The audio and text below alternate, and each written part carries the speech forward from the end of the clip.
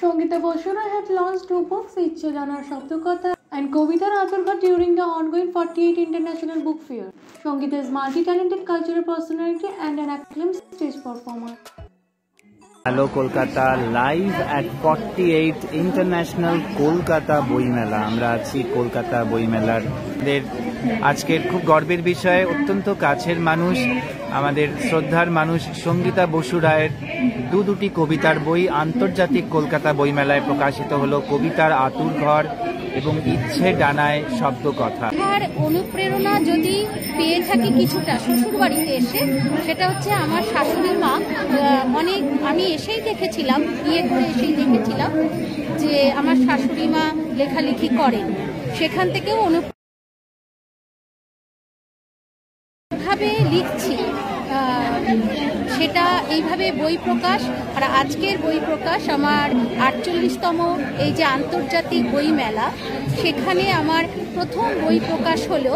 এটা তৃতীয় এবং চতুর্থ বই দুটো। এর আগের বইগুলো এই যে পালক পাবলিশার্সের হাত থেকেই প্রকাশ পেয়েছে, কিন্তু সেটা ওদের আনুষ্ঠানিকভাবে প্রকাশ করা হয়েছে। আর বইমেলায় কিন্তু আমার প্রথম বই, আমার কতটা যে মানে আমি আপ্লুত এটা বলে বোঝানো যাবে না। আর কবিতার বই আজকে আমার হাতে রয়েছে, এটা আমার সন্তানের মতো মনে হয়, যেন আমার সন্তান যখন প্রথম সন্তান জন্মলাভ করেছিল, সেই যে আনন্দ, আজকের আনন্দটা কিন্তু ঠিক একই রকম। একদমই সঙ্গীতা ম্যাডামকে আমরাও চাইবো আমাদের লিটারারি কালচারাল অ্যান্ড সোশ্যাল ফোরামের নেক্সট বইতে তারও যেন লেখা পাই আমরা, সেই অনুরোধ বা সেই আবদার রইল সঙ্গীতা ম্যাডামের প্রতি। আর আমাদের বিভিন্ন সাংস্কৃতিক মঞ্চে এবার থেকে কিন্তু সঙ্গীতা ম্যাডামকে একদম পাকিভাবে আমরা চাইবো সম্পৃক্ত করতে, যদি অবশ্যই উনি সময় দিতে পারেন, রাজি থাকেন, সেই অনুরোধও রইল। আজ 48তম আন্তর্জাতিক কলকাতা বই মেলায় আমরা মিলিত হয়েছি। সামনে আমরা দেখছি আজকে আমার জনবল সঙ্গীতা বসুরা রায় ইচ্ছে ডানায় শব্দ কথা নামক যে কাব্যগ্রন্থটি প্রকাশ পাচ্ছে, এটি ওনার চতুর্থ কাব্যগ্রন্থ ইচ্ছে ডানায় শব্দ কথা। যাবে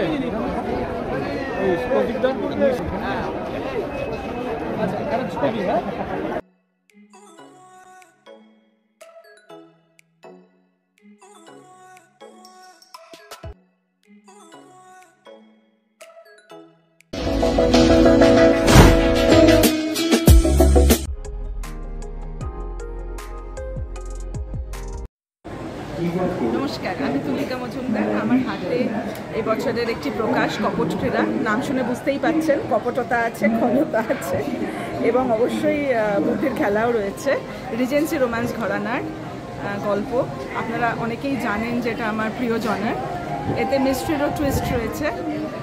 আর যেহেতু একটা পকেট বুক আকারে প্রকাশিত, খুব দীর্ঘ উপন্যাস নয়, উপন্যাসিকা বলা যায়। আপনারা অতি অবশ্যই চায়ের কাপের ওপর চায়ের কাপে চুমুক দিতে দিতে পড়ে ফেলতে পারবেন বইটা। আর পটভূমি হচ্ছে উত্তরবঙ্গের একটি প্রিন্সলি এস্টেট।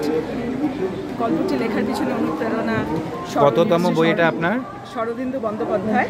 এটি আমার 13তম বই। 13th। আশা করি এটা লাকি 13th হবে, নট আনলাকি 13th।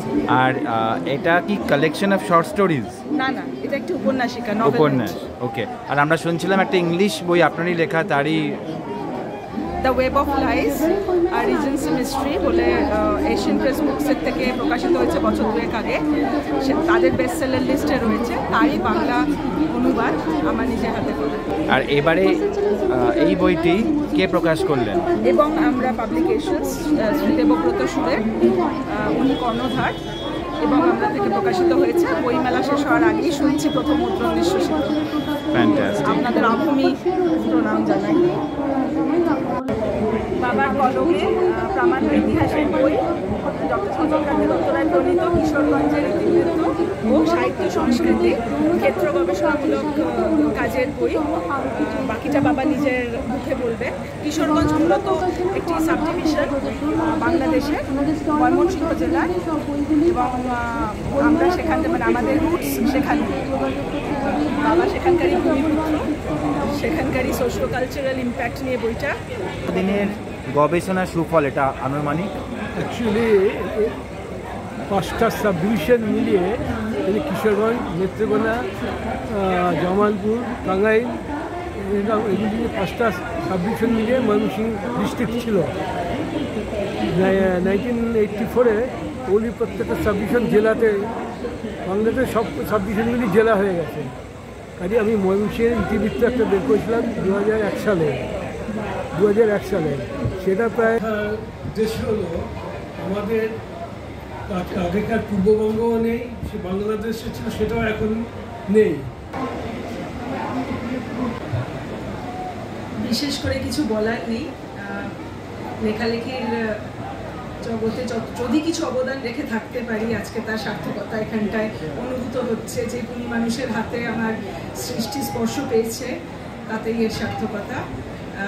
মূলত যেহেতু থ্রিলার ধর্মী গল্প লিখে থাকি, সেটা এতেও থ্রিলারের ছোঁয়া আছে, কিন্তু রিজেন্সি রোম্যান্স ঘরানার গল্প। শরদিন্দু বন্দ্যোপাধ্যায় আমাকে প্রচণ্ডভাবে সারা জীবন ইনফ্লুয়েন্স করে গেছেন। লেখিকা তুলিকা মজুমদার তার নতুন বই কপট ক্রীড়া